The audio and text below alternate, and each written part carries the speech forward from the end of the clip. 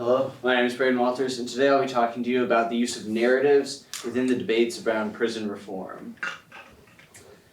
So, although prison reform may seem like a very distant topic, as most people don't know someone who is incarcerated, actually in some studies, according to Bailey in 2022, they found that 1 in 2 families are directly related in some way to someone who is incarcerated. I mean, this is a very large problem within the U.S. It is therefore imperative for advocates to be able to effectively persuade their audiences as to how we should best reform this thing.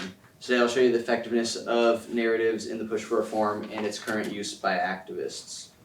So, a narrative is basically any use of a story or anecdotal evidence to persuade someone. This can often rely very heavily on emotional appeals. According to Mazzucco and Green in 2011, stories are able to transport the audience to the era of where they are, and this can help to leave them with the lasting impacts of the world that they were brought to.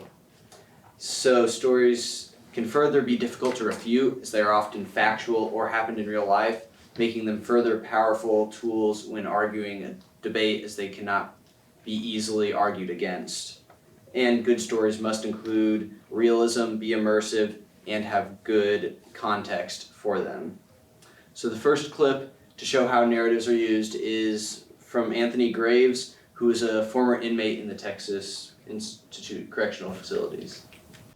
I didn't know that this encounter with the officer would change my life forever.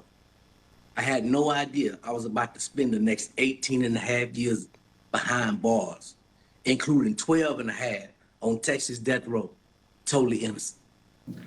So the use of this story, and specifically the dates within it, help to make it more powerful, as it adds the realism aspect to it.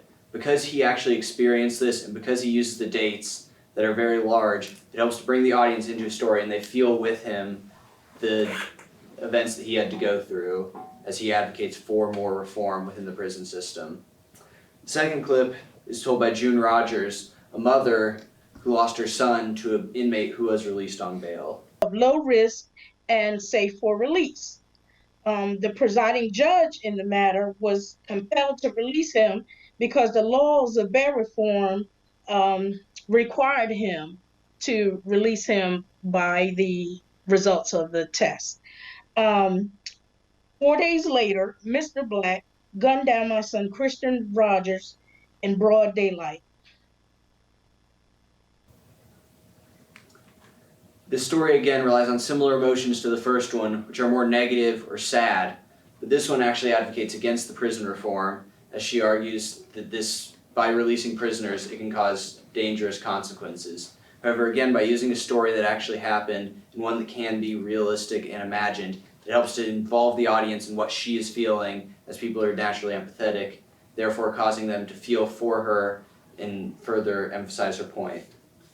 So both clips help to show the power of narratives in arguing for anything, but more specifically prison reform, as this issue is often disconnected from people, as they don't feel as if they know anyone who's experiencing this. So therefore, by using narratives, both these people were able to cause their audiences to feel the emotions of them and to bring them into a world that may seem distant or far away. So by relying on narratives and involving the audience, these advocates can help to argue stronger for prison reform and maybe reduce the number of people within the U.S. who are incarcerated.